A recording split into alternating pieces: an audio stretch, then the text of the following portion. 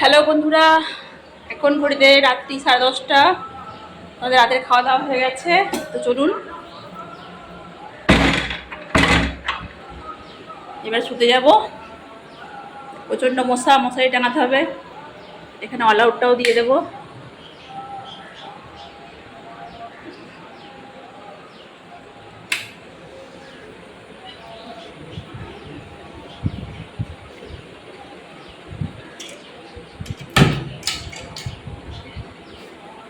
এই যে মশারি বের করে ফেললাম।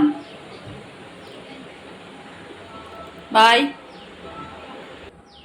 আর এখানে দেখুন আমি চলে এসেছি আয়নার সামনে। আয়নাটা একটু পরিষ্কার করতে হবে।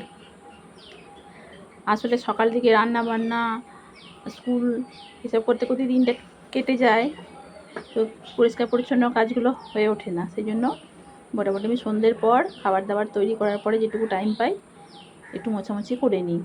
তো আজকে শুতে যাওয়ার সময় ভাবলাম একটু আয়নাটা পরিষ্কার করে নিই।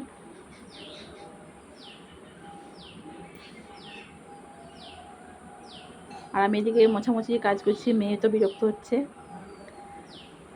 কারণ আজকে ও রাত্রে আর পড়বে না, বেশিক্ষণ শুয়ে পড়বে।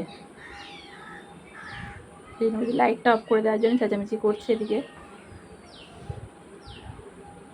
তো হয়ে গেল। গুড নাইট বন্ধুরা।